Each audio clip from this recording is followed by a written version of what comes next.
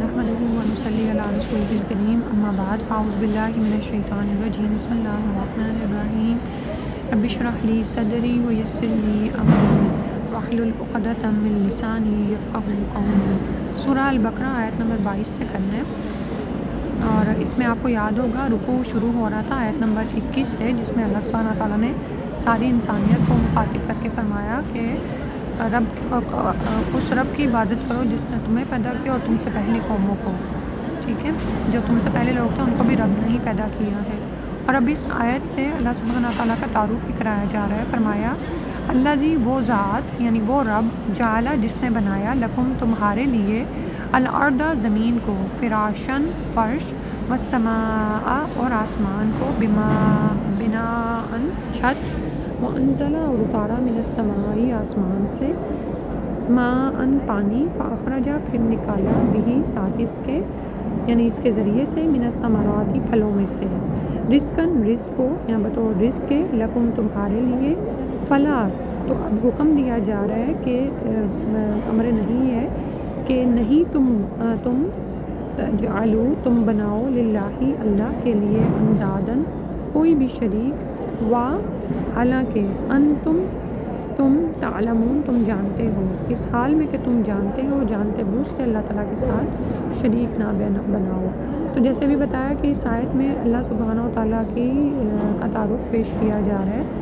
اور عام نظر آنے والی جو نشانیاں ہیں کائنات میں بکھری پڑی ہیں، زمین و آسمان کی طرف اشارہ کیا گیا ہے، اور پھر یہ کہ آسمان سے بارش کس طرح سے برستا ہے اور انسان کا رزق سبھی دیکھتے ہیں کہ وہ کس طرح سے آتا ہے، پانی کس طرح سے نباتات کو اگاتا ہے، اور پھر ہم مختلف طرح کی نباتات اس سے حاصل کرتے ہیں، اور آپ یہ دیکھیں کہ طرح طرح کا رزق ہم حاصل کرتے ہیں۔ تو اللہ تعالیٰ نے فرمایا کہ اس اللہ کی عبادت کرو جس نے تمہارے لیے زمین کو فرش بنا دیا، یعنی یہ تمہارے لیے ایک فرش کا کام دیتی ہے، باوجود حرکت کرنے کے تمہارے لیے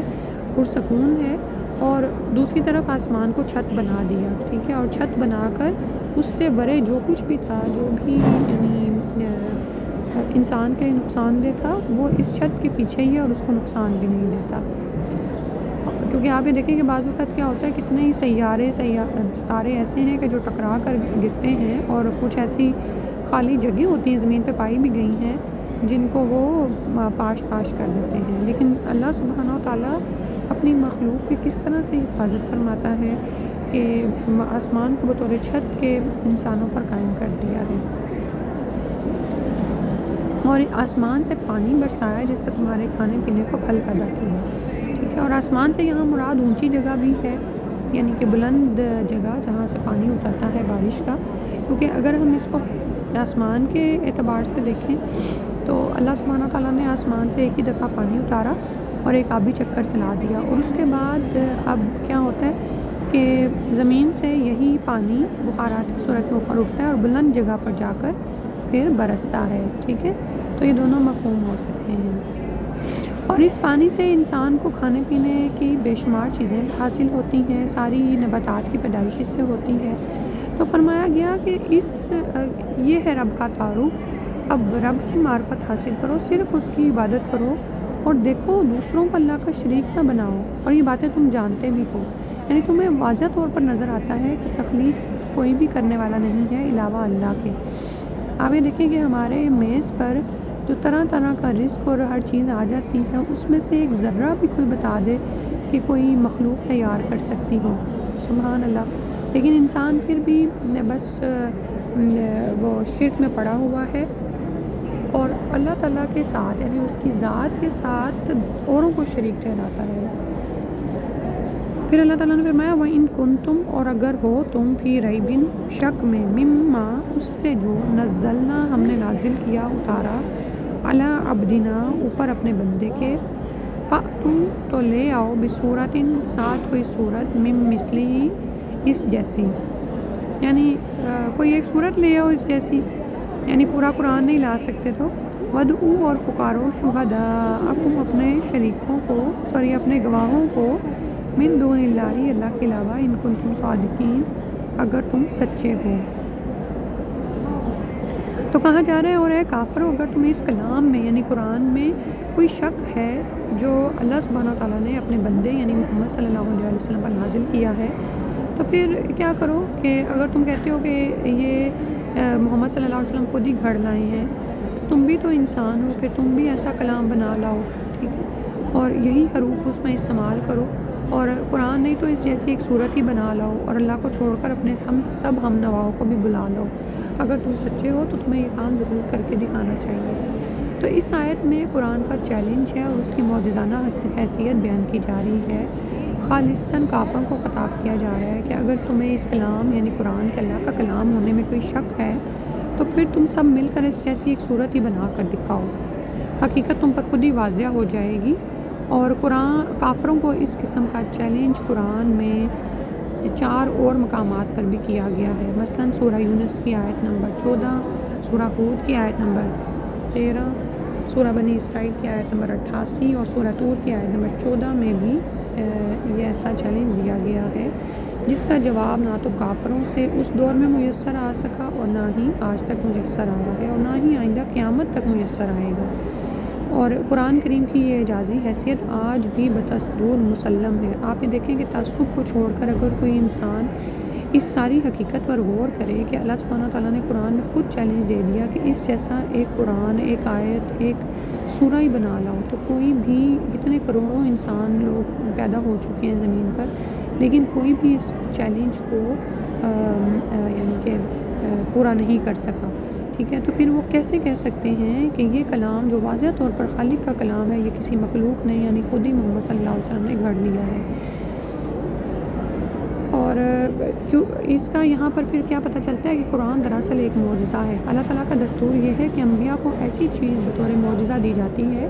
جس کی اس زمانے میں دھوم مچی ہوئی ہو، ٹھیک ہے۔ جیسے ہم دیکھتے ہیں کہ موسیٰ علیہ السلام کے زمانے میں ساحری اپنی انتہائی بلندی پر پہنچی ہوئی تھی، یعنی اتنے بڑے بڑے جادوگر تھے، ایسا ایسا جادو وہ جانتے تھے، تو اللہ تعالیٰ نے موسیٰ علیہ السلام کو ایسے معجزات عطا کیے جن کے آگے فرعون کے بڑے بڑے جادوگروں کا سر یعنی کہ سجدے میں جھک گیا، سبحان اللہ۔ ہم دیکھتے ہیں کہ کس طرح سے وہ ایمان لے آئے تھے۔ عیسیٰ علیہ السلام کے زمانے میں طب اپنی انتہائی بلندیوں کو پہنچی ہوئی تھی، یعنی حکمت اور طب جس کو آپ کہہ سکتے ہیں نا کہ بیماریوں کا علاج، بقرات، ارسطالی، لقمان، جالینوس جیسے حکماں، ان کا ڈنکا بجتا تھا۔ تو اللہ تعالیٰ نے عیسیٰ علیہ السلام کو ایسے معجزات عطا کیے جو ان حکماں کے دسترس سے ماربات ہیں۔ آپ یہ دیکھیں کہ بھلا کون سا ایسا حکیم ہے جو مردوں کو زندہ کر دے، ٹھیک ہے۔ اور اسی طرح جو ہم سارا کچھ دیکھتے ہیں کہ جادوگروں نے جادو گھڑا تو، اور وہ انہوں نے لوگوں کی نظروں کو باندھا اور بہت سارے سانپ اور اسلحے بنا لائے، لیکن وہ سب کے سب نقلی تھے، وہ رسیاں ہی تھیں جو زمین پر، یا لاٹھیاں ہی تھیں جو زمین پر ڈالی گئی تھیں۔ اس کے برعکس موسیٰ علیہ السلام کا معجزہ اور جادو نہیں تھا، اصل معجزہ تھا جو انسانوں کو نکل گیا۔ اسی طرح نبی صلی اللہ علیہ وسلم کے زمانے میں عربی زبان کی فصاحت اور بلاغت انتہا کو پہنچی ہوئی تھی۔ فصاحت اور بلاغت کے لحاظ سے شعراء میں باہمی مقابلے بھی ہوتے تھے، مقابلے میں جو بہترین کلام پیش کرتا تھا ویسے شعراء کا کلام کعبہ کے دروازوں پر لٹکایا جاتا تھا، ٹھیک ہے۔ تو اللہ سبحانہ تعالیٰ نے ایسے ہی شعراء، خطبہ کو مخاطب کیا ہے، ان کو چیلنج دیا ہے اور فرمایا کہ اپنے سب مددگاروں، جنوں، انسانوں، اپنے دیوتاؤں، معبودوں، سب کی مدد لے کر اس قرآن جیسی ایک ہی صورت بنا رہا ہے، لیکن یہ سب لوگ ایسا کلام پیش کرنے میں عاجز ثابت ہوئے۔ اور پھر یہ دیکھیں کہ قرآن کا جو اعجاز ہے وہ اس کی فصاحت و بلاغت تک محدود نہیں ہے، یعنی اس کی جو زبان ہے، جو جس طرح سے یہ کلام ہے، اور بلکہ اس کے جو سبجیکٹس ہیں، جو مضامین ہیں، وہ بھی نت نئے ہیں، اور پھر یہ کہ غیب کے حقائق سے پردہ اٹھایا گیا ہے، اور ایسی اطلاعات فراہم کی گئی ہیں جو ظاہر انسان کی بساط سے باہر تھیں، اور یہ چیز اب اس وقت بھی پروف ہو رہی ہے کہ کس طرح سائنسی حقائق سامنے آتے چلے جا رہے ہیں، اور وہ قرآن میں پہلے سے ہی بیان کر دیے گئے ہیں۔ تو اس کا کیا مطلب ہے؟ کیا کوئی انسان اتنی بڑی پیشین گوئیاں کر سکتا ہے کہ مستقبل میں کائنات میں یہ تبدیلیاں ہونے والی ہیں، ٹھیک ہے؟ تو یہ خالق ہی ہے جس نے اس پورے نظام کو چلایا اور اس کے بارے میں ہمیں بتایا اور غیب کی اطلاعات دی جو قرآن میں موجود ہیں۔ تو اس قرآن کا خالق اللہ سبحانہ و تعالیٰ ہے۔ اور پھر یہ کہ اس کے علاوہ آپ یہ دیکھیں کہ اگر رسول صلی اللہ علیہ وسلم کو دیکھا جائے تو ہمیں نبوت پر ایک اور دلیل ملتی ہے کہ نبی صلی اللہ علیہ وسلم تو خود امی تھے، لکھنا پڑھنا تو جانتے ہی نہ تھے۔ آپ صلی اللہ علیہ وسلم کا کوئی استاد بھی نہیں تھا، اور آپ نے کبھی کسی استاد کے سامنے ضموع تلمس طے نہیں کیا، یعنی بیٹھ کے جیسے تعلیم حاصل کی جاتی ہے تو آپ نے نہیں کیا۔ تو پھر ان کی طرف سے ایسا فصاحت و بلاغت سے بھرپور کلام جو ایک معجزہ تھا، اور اپنے اندر بہت ساری حقائق اور احکامات اور نوع انسانی کے لیے بھلائیاں سمیٹے ہوئے ہیں، وہ ایک انسان کیسے پیش کر سکتا ہے؟ تو یقیناً یہ حیرت کا ہی مقام ہے، اور یقیناً یہ نبی صلی اللہ علیہ وسلم کی نبوت پر دلیل ہے کہ رسول صلی اللہ علیہ وسلم تو امی تھے، تو یہ خالق نے ہی ان کو عطا کیا تھا، اور انہوں نے پھر انسانوں تک پہنچایا۔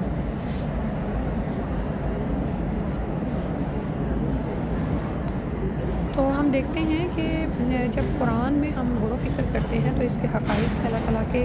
ہونے کا ثبوت ہمیں ملتا ہے، اور ابھی جیسے ہم نے بات کی تو ہمیں اس بات کا ثبوت ملتا ہے کہ قرآن کلام الہی اللہ سبحانہ تعالیٰ ہی کی طرف سے نازل شدہ ہے، اور یہ آپ کے رسول برحق ہونے کا ثبوت ہے، ٹھیک ہے۔ اور اب آپ یہ دیکھیں کہ مختلف انبیاء کو جو معجزات عطا کیے گئے وہ فار دا ٹائم بینگ تھے، یعنی اس زمانے کے لیے تھے، جیسے اونٹنی ہے جو کہ سمود کی قوم سمود نے اس کو اپنے لیے نکلوایا کہ ہمارے سامنے پہاڑ سے ایک اونٹنی نکلی اور وہ بچہ جنے، تو ہم دیکھتے ہیں کہ اس کے بعد اونٹنی کو بھی انہوں نے مار دیا اور بچہ بھی گیا۔ تو اور اسی طرح باقی بھی معجزات ہیں، جو عصائے موسیٰ ہے، یا اسی طرح عیسیٰ علیہ السلام کے جو معجزات ہیں وہ اپنے اپنے زمانوں کے لیے تھے، جیسے ان کی نبوت ان کی اپنی قوموں کے لیے اپنے زمانوں کے لیے تھی، اور اسی طرح ان کے معجزات بھی اس وقت ہمیں نظر نہیں آتے۔ لیکن قرآن اللہ سبحانہ تعالیٰ نے ایسا کلام اتارا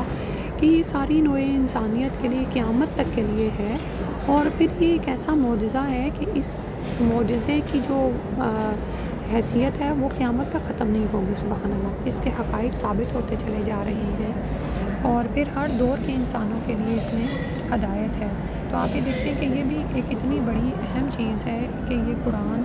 اللہ سبحانہ تعالیٰ کی طرف سے ہے، کیونکہ کسی انسان کے پاس یہ طاقت نہیں ہے کہ وہ ایسا جامعہ کلام لکھے جو قیامت تک کے آنے والے لوگوں کے لیے ہدایت کا سامان مہیا کرے۔ آپ یہ دیکھیں کہ آج کے دور میں ایک انسان اگر کوئی اصول بناتا ہے کسی بھی فیلڈ میں، جیسے معاشی ہے، سیاسی ہے، یا معاشرتی ہے، تو اگلا آنے والا اس میں رد و بدل کر دیتا ہے، اس میں نقص نکالتا ہے، یا اپنی مرضی کی کچھ اور چیزیں پیش کرتا ہے، اور اس سے جو اگلا آتا ہے اس کو پتہ چلتا ہے کہ جو دوسرے نے پیش کی تھی چیزیں وہ بھی قابل عمل نہیں رہی ہیں، لیکن ایسا قرآن کے ساتھ نہیں ہے۔ تو اللہ تعالیٰ نے یہاں پر چیلنج دیا ہے، اور ہم دیکھتے ہیں کہ اس چیلنج کا جواب کوئی بھی نہیں دے سکا۔ اس کے بعد اگلی آیت انشاءاللہ کرتے ہیں، فَإِن لَمْ تَفْعَلُوا، پھر اگر تم نہ کر سکو، یعنی یہ جو چیلنج اوپر والی آیت میں آیت نمبر 23 میں دیا جا رہا ہے کہ اس جیسی ایک صورت ہی بنا لاؤ، اگر تم کہتے ہو کہ یہ نبی صلی اللہ علیہ وسلم نے خود گھڑ لیا ہے یا خود پیش کر دیا ہے، تو تم بھی لے آؤ ایسی صورت۔ پھر اگر تم ایسا نہ کر سکو، وَلَن تَفْعَلُوا، اور فرمایا کہ تم ہرگز بھی ایسا نہیں کر سکو گے۔ فعلا کا مطلب ہوتا ہے نا کام کرنا۔ فَاتَّقُوا، تو بچو، النَّارَ، آگ سے، الَّتِی، وہ جو، وقودھا، اس کا ایندھن، الناس، لوگ ہیں، والحجارۃ، اور پتھر ہیں، اعدت، وہ تیار کی گئی ہے، للکافرین، کافروں کے لیے، ٹھیک ہے۔ تو پھر جب اللہ تعالیٰ نے یہ چیلنج دیا، اور جب کوئی اس چیلنج کو ایکسیپٹ کرے اور یہ کر نہ سکے تو پھر انجام بھی بتا دیا گیا کہ پھر وہ اس آگ سے بچے جس کا ایندھن انسان اور پتھر ہوں گے، اور وہ دوزخ کی آگ ہے جو ایسے ہی کافروں کے لیے تیار کی گئی ہے۔ تو بس یہاں پر آپ یہ دیکھیں کہ جہنم کا ایندھن بننے والی اشیاء کا بتایا جا رہا ہے۔ تو اللہ تعالیٰ کو تو پہلے ہی علم تھا کہ ایسا کلام پیش کرنا انسان کے بس سے باہر ہے، اور یہ جو 5 مرتبہ قرآن میں کفار کو چیلنج کیا گیا ہے تو یہ ان پر دراصل حجت تمام ہو رہی ہے کہ اگر ان واضح دلائل کے باوجود بھی کوئی اپنی ہٹ درمی پر اپنے کفر پر اڑا رہتا ہے تو اسے دوزخ کے عذاب سے ڈر جانا چاہیے، جس کا ایندھن انسان ہی نہیں